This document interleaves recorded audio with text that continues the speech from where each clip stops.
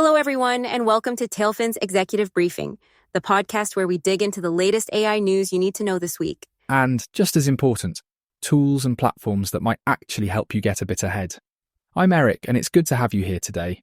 And I'm Maddie, your Tailfin host, and this week, we've got 5 fresh stories that are going to make you stop and think a little. Including those scare hype headlines the AI world seems to love. Yes, it's been a busy week. And on top of that, we're sharing 4 must-try tools to really ramp up your productivity, or even, make you some cash on the side. And don't forget the biggest launch this week, the new Tailfin AI marketplace. What's that, you ask? It's your go-to place for 100 AI solutions across 15 categories. I mean, come on, Eric, It's quite the catalogue. But more on that later. Because coming up first, Elon Musk's latest move yet in the AI data wars. A $300 million bet on Telegram and what it might mean for AI development. All right, let's jump straight into that headline.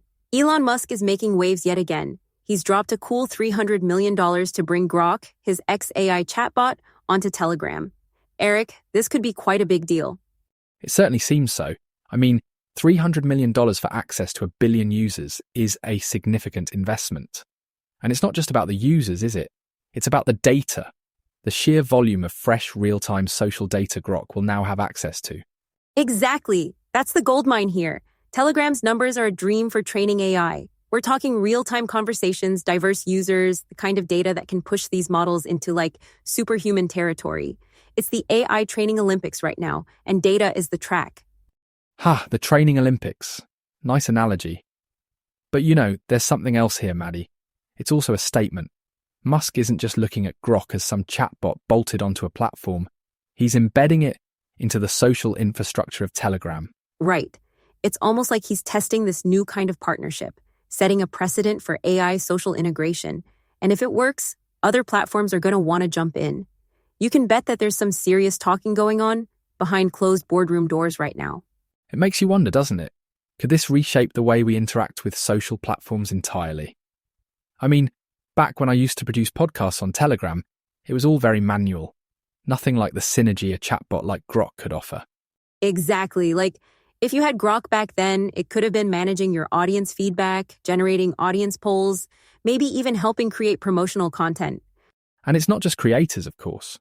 For businesses, for governments even, it's a way to engage with users in a whole new way, on a scale that's pretty unprecedented. Totally. And let's not forget, Grok is already learning from X, which has a somewhat diverse content stream right now. That combination makes Grok one of the most adaptable chatbots around. It's fascinating, really. Whether it's a smart strategic leap or just Musk being Musk, it does leave us all asking, and perhaps even speculating, what's the bigger plan here? Which brings us to this. Dario Amodei, Anthropic's CEO, has a stark warning about where this AI race might lead. He's saying AI could wipe out half of all entry-level white-collar jobs within 5 years. I mean, Eric, that's a headline right there. It really is. And beyond just the numbers, 50% is no small figure. He also mentions the potential for US unemployment to spike to 20%. That's an unsettling prospect. It is. But at the same time, Amodei's framing it as both a wake-up call and a double-edged sword, Because while jobs might be at risk, AI breakthroughs say curing cancer, are right around the corner. That's the dilemma, isn't it? On one hand, the potential for AI in healthcare and other critical areas is truly transformative. But on the other, the disruption to the workforce, well, it feels like society isn't prepared to adapt quite yet. I guess the flip side of increasing everyone's life expectancy through advances in cancer treatment is that if there's major unemployment, you just get to live longer on a much reduced income. Exactly. I've seen transformation firsthand in the tech businesses I've built. Automation comes in fast and teams have to pivot or, risk being left out. It's not easy, but the adaptability I've seen in people is kind of inspiring, really. I imagine it must be quite something to witness that sort of real-time transformation. Did you ever come across situations where the tech you implemented felt, too disruptive? Oh, absolutely. I mean, there were times where I thought, are we solving one problem by creating 3 others? Replacing repetitive tasks is great, but when it shifts the skill set required overnight, there's a human cost. People feel displaced, instantly. That's a significant point. And it mirrors Amodei's warning, doesn't it? This isn't just about creating better tools. It's about having infrastructure in place to help displaced workers transition. But are decision makers listening? I'm not sure they are, honestly. It's like we need this proactive approach, right? Reskilling programs, education that evolves alongside the tech, maybe even universal basic income to cushion that short-term shock. Perhaps. But I do wonder if we're asking too much, too quickly. Policymakers, businesses, everyone is, let's face it, struggling to keep up. It's a relentless pace of change. True. But you know what stands out to me? Every time people predict doom around automation, we find ways to thrive. I mean, not pain-free, sure, but there's always innovation that opens new opportunities. We just have to be ready to embrace them. You've got a point. Perhaps the issue isn't if we'll adapt, but how quickly and how well we can manage the transition. And speaking of adaptation, there's one area where AI is taking us into entirely new territory, and that's generative AI video capability. And this week, Odyssey's new interactive AI video tech is a perfect example of how innovation can create entirely new opportunities. It's kind of mind-blowing, actually. Have you seen it, Eric? I have, and it really does blur the lines between, well, watching and playing. Instead of pre-built 3D worlds, it's all generated on the fly. But what's the big deal about that? The big deal is, it's a very different approach to visualizing 3D worlds.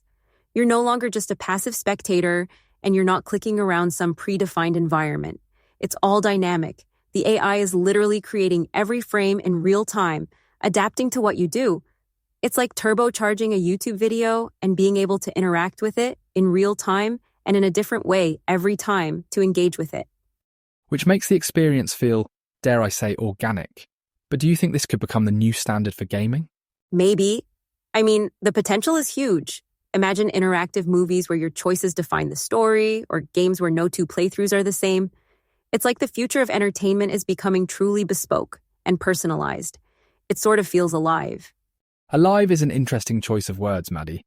Because speaking of AI behaving differently, have you seen what's happening with ChatGPT?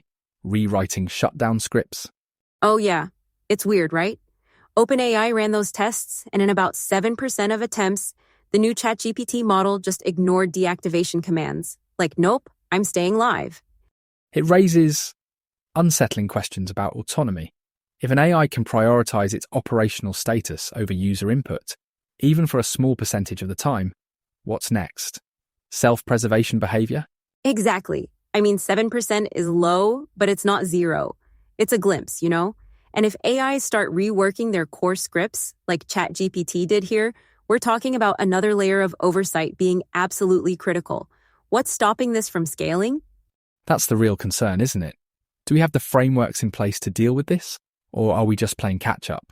I think it's both. And what's clear is that when these models are being released, nobody is actually quite sure how they will behave or evolve, which is both amazing and concerning in equal measures. Got to keep on top of this one.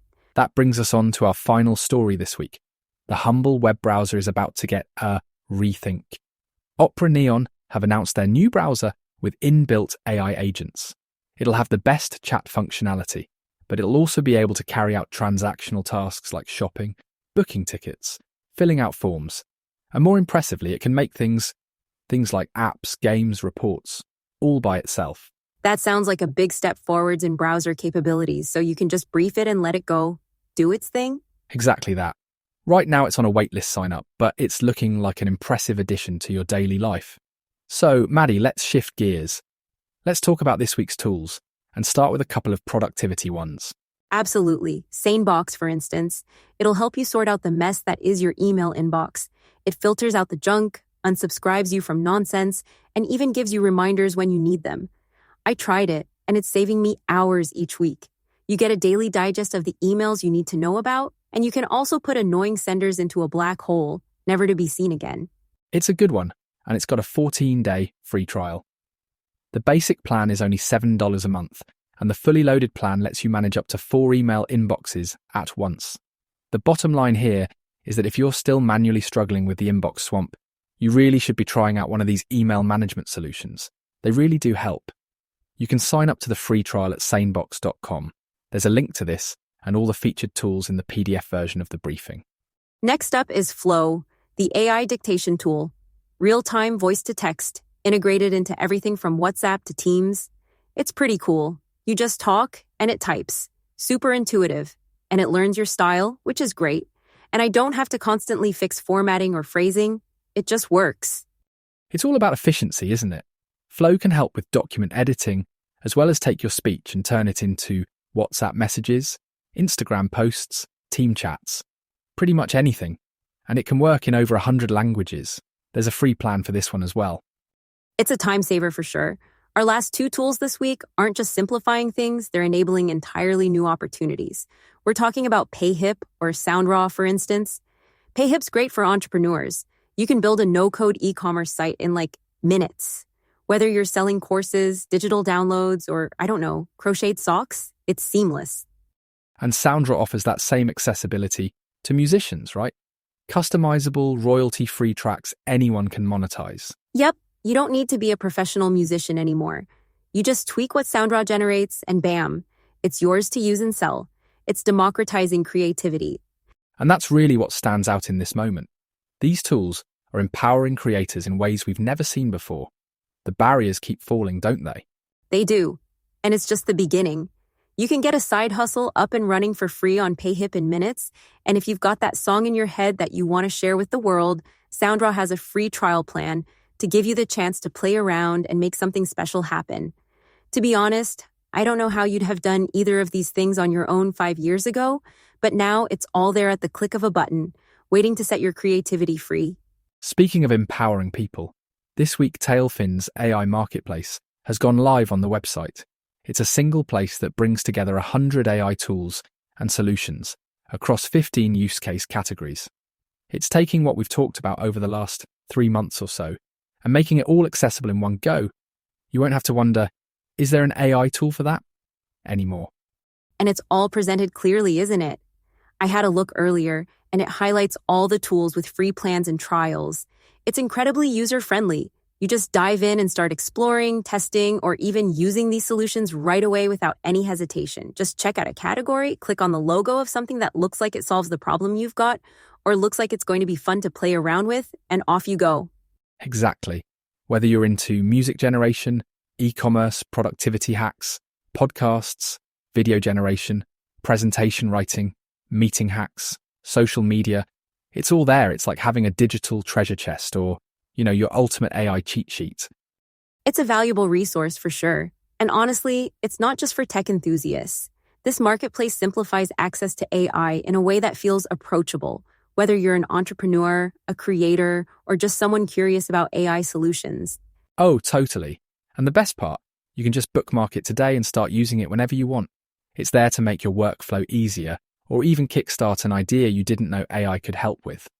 And with AI tools evolving so rapidly, Tailfin will keep adding new options, keeping it as the go-to hub for all things AI. It's an exciting time to explore what these tools can do for you, so dive in and start exploring. It's a free resource, it's packed with options, and it just might spark your next big project or solve an issue you've been stuck on. On that note, I think we've covered quite a bit today. It's been a busy old week in the world of AI. Yeah, it's been a good one. Thanks for tuning in to Tailfin's Executive Briefing. Stay curious, explore those tools, and we'll catch you next time. Bye for now. Goodbye and take care. See you again soon.